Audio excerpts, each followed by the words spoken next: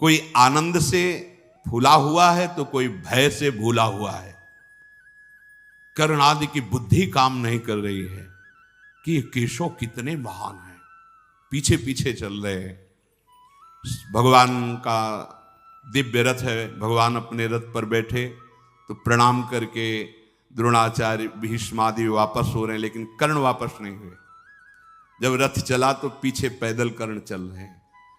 भगवान ने पीछे मुड़ करके देखा तो कर्ण आ रहे हैं, तो कहा नजदीक आ जाओ, और अपने रथ पे बैठा ला।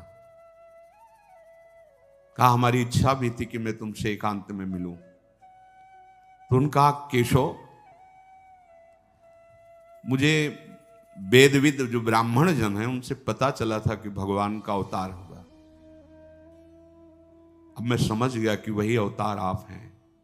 अभी तक तो मैं समझ नहीं पा रहा था कि तुम अर्जुन के मित्र हो, बहुत प्रभावशाली हो, पर जो मैंने ब्रह्म ऋषियों से सुना था आज मुझे अनुभव हो रहा है कि आप साक्षात भगवान हैं।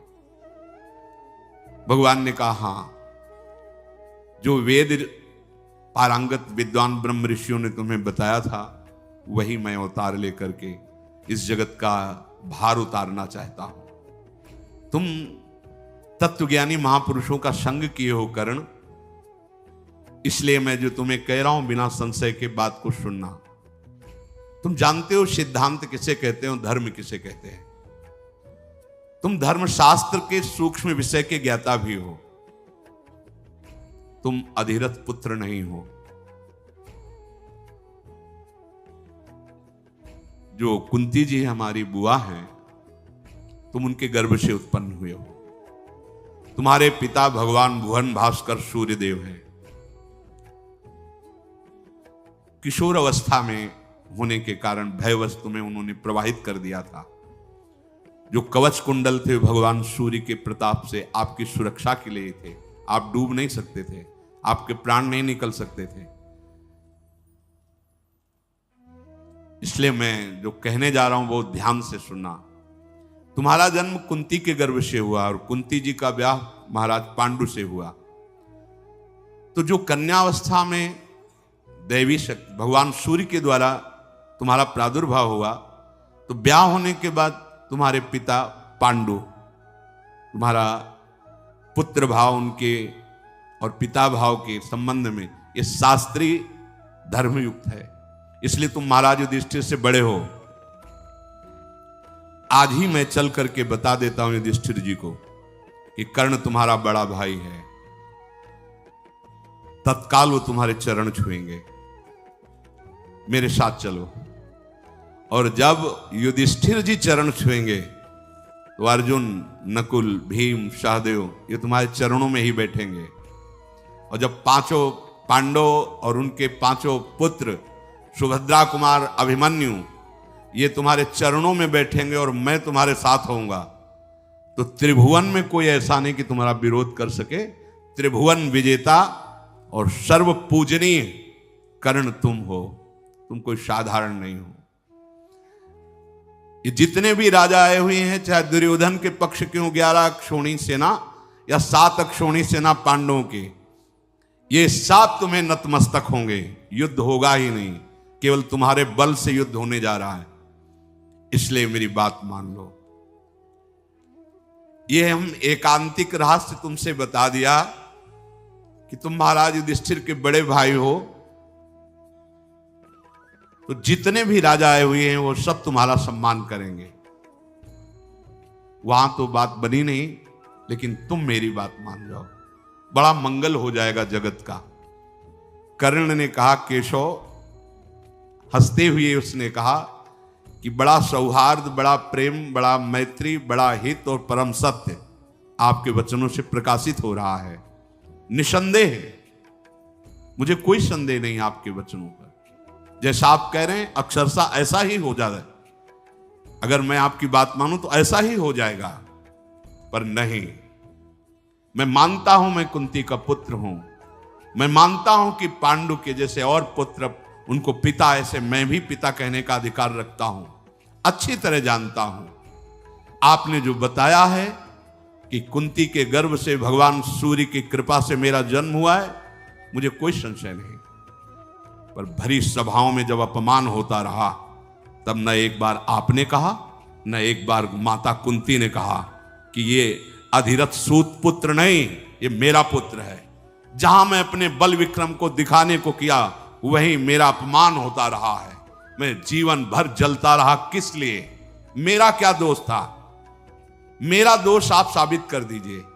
भगवान सूर्य ने प्रकट किया और जल में फेंक दिया गया और अधिरथ सूत ने उठाया, इसमें मेरा क्या दोष रहा? जब मैं कभी अपना बल विक्रम अर्जुन के सामने प्रकट करता तो मेरा उपहास करके मुझे नीचा दिखाया जाता कि सूत पुत्र का अधिकार नहीं राजकुमार के सामने, चाहे वो द्रौपदी के स्वयंवर में हो, चाहे वो अश्व शिक्षा का पूर्णता का जब प्रदर्शन कराया जा रहा हो तब हो, या किसी भी राजसभा में हो, तब क्यों आप नहीं बोले? क्यों माता कुंती ने ये नहीं कहा कि ये मेरा पुत्र है? तब तो किसी ने नहीं कहा। आज जब ये बात आ गई समझ में कि अब युद्ध होगा ही, तो आप हमको समझा रहे हो केशव, मैं मान रहा हूं आपकी बात सत्य है, पर अब मैं सूत पुत्र ही रहूंगा। और दुर्योधन ने मुझे सम्मान दिया है, जीने की आशा डाल दी दुर्योधन ने। मैं कभी दुर्योधन के साथ अब दगाबाजी नहीं कर सकता। हे वृषणी नंदन श्री कृष्ण, मेरा एक नियम है कि एक बार जिसको वचन दे दिया तो प्राण छूट सकते हैं, वचन नहीं छूट सकते। मैंने दुर्योधन को अपना मान लिया है, अब मैं उसका साथ नहीं छोड़ सकता। जनार्दन, मुझे कोई भयभीत कर सके ऐसा पैदा ही नहीं हुआ। बध, बंधन, भय, लोभ, इनकी ताकत नहीं कि हमारे हृदय का परिवर्तन कर सके। पर जीवन बहुत कष्टमय कर्ण का रहा। अगर कहीं ये पता चल जाता भगवान सूर्य से प्रकट कर्ण, तो भगवान परशुराम जी शाप नहीं देते। हर जगह हार हुई, हर जगह उसको नीचा देखना पड़ा, पर था महापुरुष, सत्यवादी, परम दानी। अधर्मियों का संग हो गया, इसलिए हर जगह हार हुई, हर जगह परास्त हुई। तो ध्यान रखने का विषय है, आप सही हो, लेकिन आपने अगर गलत संग कर लिया है तो आपकी भीष्म जी अखंड बाल ब्रह्मचारी महाभागवत, लेकिन सिंहासन पर वचन दिए हुए हैं, इसलिए संग अधर्म का नीचा देखना पड़ा। तो जनार्दन, मैं दुर्योधन का साथ कभी नहीं छोड़ सकता, और युद्ध अवसर आने पर ललकार करके पांडवों से लड़ूंगा। कभी अपने हृदय में भाव नहीं लाऊंगा कि ये मेरे भाई हैं। मधुसूदन, इसमें संदेह नहीं कि आप हमसे बहुत हित की बात कह रहे हैं। पांडव आपके अधीन है, आप जैसी आज्ञा करेंगे तत्काल वो वैसा कर देंगे। पर मेरे और आपके बीच में जो वार्ता हुई है, इसे न पांडव जानेंगे और न कोई संसार का व्यक्ति, जब तक युद्ध नहीं हो जाता। और युद्ध में जब मैं मारा जाऊं, तब इसके बाद आप इस बात को भले, लेकिन तब तक ये आप वचन दीजिए कि आप इसे गोपनीय रखेंगे। अपनी इंद्रियों को संयम में रखने वाले धर्मात्मा युधिष्ठिर हैं, और तुम्हें अपना प्राण मानने वाले अर्जुन हैं। इसलिए मैं पहले से कह रहा हूं कि तुम निश्चिंत रहो, मैं ही मारा जाऊंगा, क्योंकि जिसके सहायक आप हो। मैं खूब अच्छी तरह से जानता हूं कि चाहे 11 क्षोणी नहीं और भी विशाल सेना दुर्योधन रख ले, लेकिन नाश उसी का होगा, क्योंकि अधर्म से चल रहा है। मैं सब जानता हूं। श्री कृष्ण, इस समय दुर्योधन, दुशासन या मुझ कर्ण पर केवल निमित्त मात्र दोष रखा जाए, क्योंकि इसके पूरे के पूरे मुखिया आप हैं। कर्ण ने कहा कि पूरे के पूरे मुखिया आप, पृथ्वी का भार दुर्योधन को निमित्त बनाकर उतारना चाहते हैं, इसीलिए ऐसा है। भगवान सब्यसाची अर्जुन तुम्हारे हाथ की कठपुतली हैं। कर्ण कह रहे, हे भगवान, सब्यसाची अर्जुन तुम्हारे हाथ की कठपुतली हैं, अर्थात तुम उनके यंत्री हो, वो तुम्हारे यंत्र हैं। इसलिए इस रणांगण में जो रण यज्ञ होगी, इसमें बलि मेरी ही चढ़ेगी। आप निश्चिंत रहिए, क्योंकि जिसके आप सहायक हैं उसका कोई नाश कर सके ये कर्ण की एकांतिक वार्ता भगवान के साथ हो रही। मैं जान रहा हूं कि पांडुनंदन महाबलशाली वायुपुत्र भीमसेन जिस समय अपने स्वरूप में आकर सिंहनाद करेंगे तो वो दुशासन का रक्त निश्चित पिएंगे। उन्होंने प्रण किया है तो छाती फाड़ेंगे वो, मुझे पता है। क्यों? क्योंकि इस रण यज्ञ में आपका सहयोग है।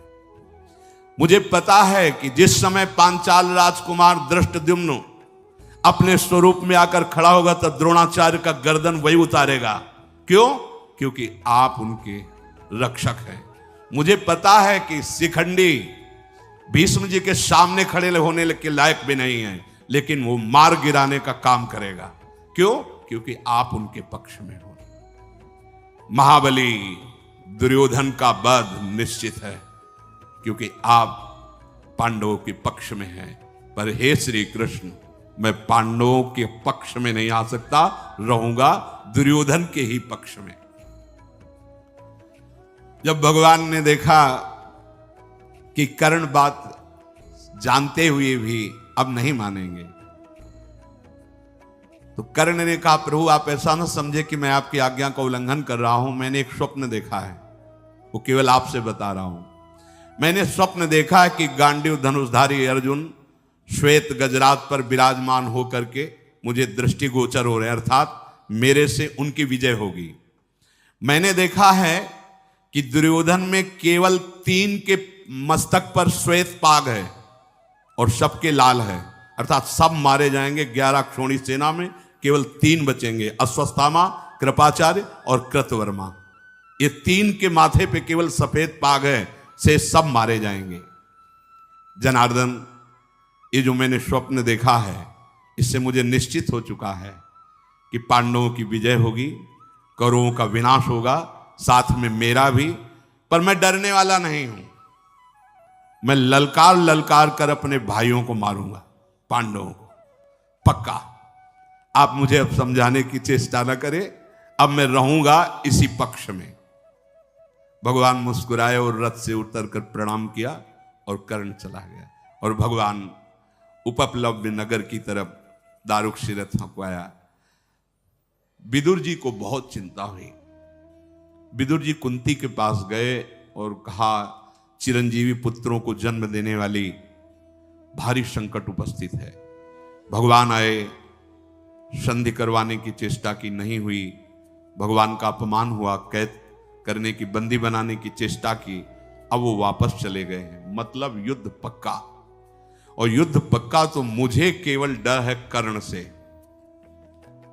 गांडीव धनुषधारी अर्जुन से अगर कोई लड़ सकता है तो कर्ण लड़ सकता है। मेरे हृदय में बड़ा शोक उत्पन्न हो रहा है। ये धृतराष्ट्र बूढ़े हो गए हैं, पर इनकी बुद्धि अभी लोभ से ग्रसित हो रही है। कैसे इनको समझाऊं? मेरा हृदय बड़ा अशांत हो रहा है। भीष्म पितामह, द्रोणाचार्य, कर्ण, ये सब दुर्योधन के साथ हैं। कोई उपाय नहीं दिखाई दे रहा। विदुर जी की आंखों में आंसू आ रहे। कोई उपाय नहीं दिखाई दे रहा जिससे मैं इस युद्ध को रोक सकूं, इस जनसंहार को रोक सकूं। कर्ण बहुत बलवान है, मैं अंदर से जानता हूं। कुंती जी ने कहा, आपको भी अभी तक एक बात मालूम नहीं है, वो बात मैं बताती हूं। मैं जब पिता के घर में रहती थी तो साधु सेवा का मुझे अधिकार मिला था कि आए हुए अतिथि सेवा को। तो उस समय महान तप के धनी दुर्वासा ऋषि आए और अतिथि सेवा मुझे मिली। जैसा सावधानी से सेवा करनी चाहिए वैसी सेवा की।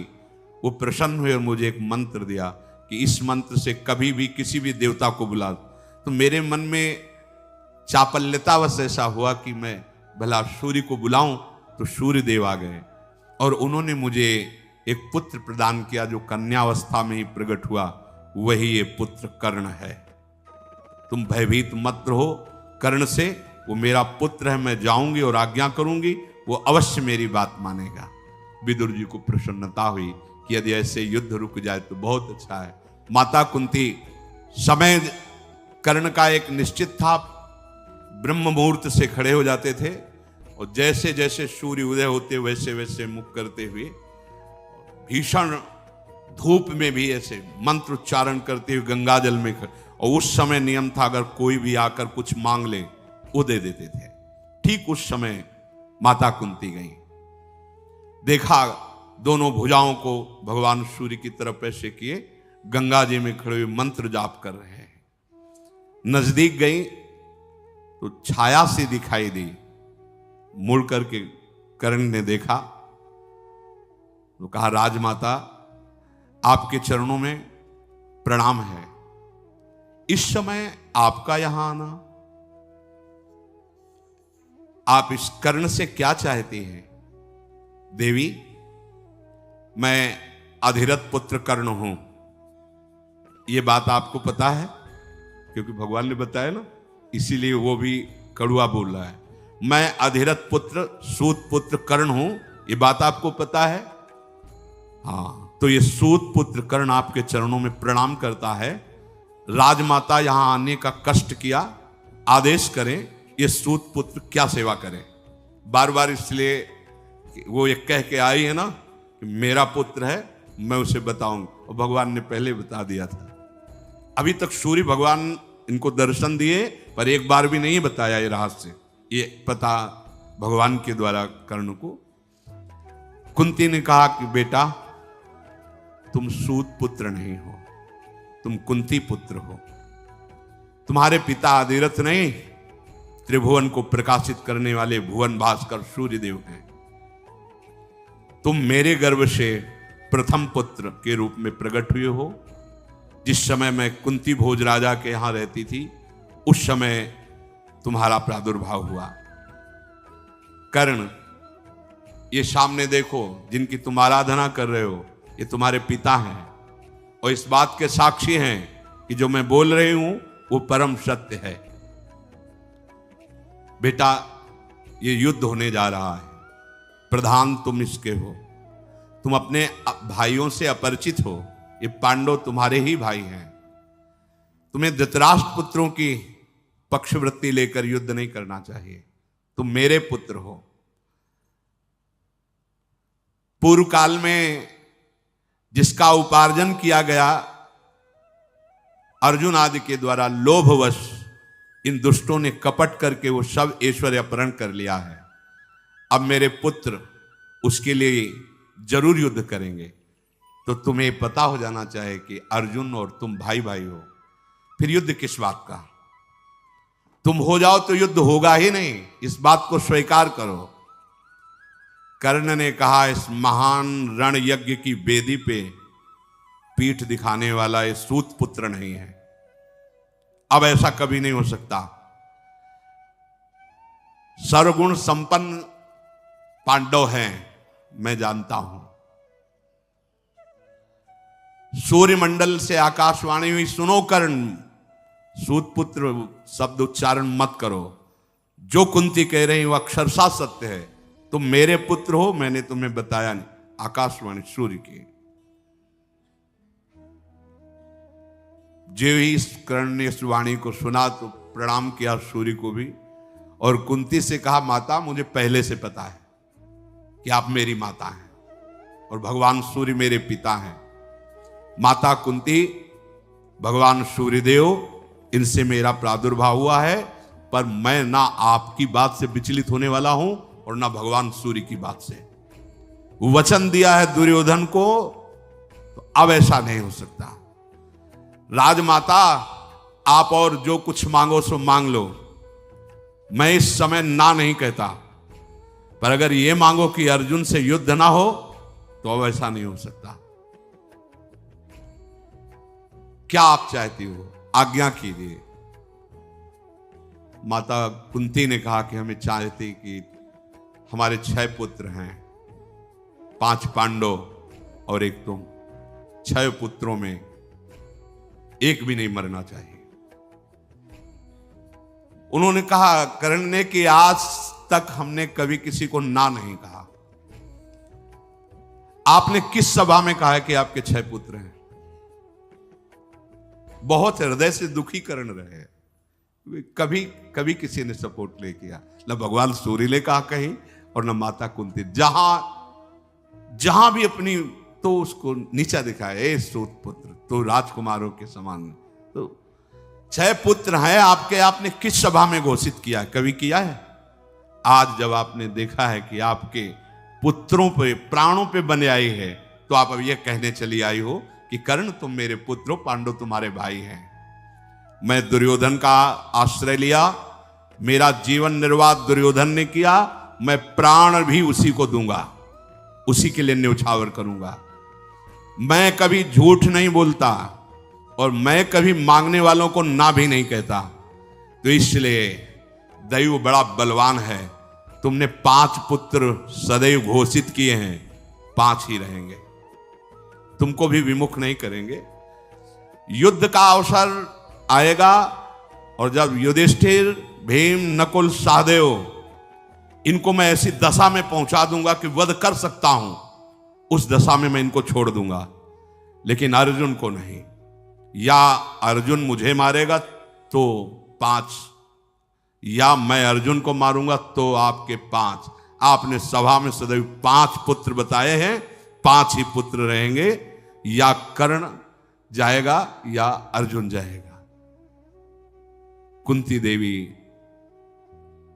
हृदय से बहुत दुखी हुई और कहा, बेटा तो अपनी इस बात का ध्यान रखना कि हमारे अन्य पुत्रों का तुम वध मत करना, क्योंकि वो जानती हैं अंदर से कि जिसके श्री कृष्ण सहायक हैं उस अर्जुन का कौन बिगाड़ सकता है। पर यहां कर्ण के जीवन में देखने को मिला कि अगर अधर्म का संग कर ले तो कितना भी बड़ा सत्यवादी, दानी, महात्मा कोई क्यों न हो, उसे सदैव नीचा ही देखना पड़ता है।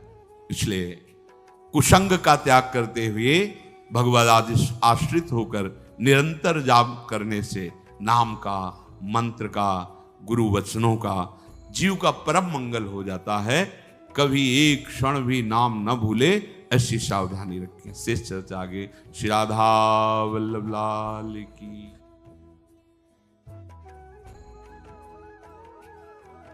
तो राधे राधे जी, जय सीताराम। तो इस समय आपने सुनी पूज्य प्रेमानंद जी महाराज जी के मुख से भगवान की दिव्य कथा। आपको ये कथा कैसी लगी हमें नीचे कमेंट्स करके जरूर बताएं।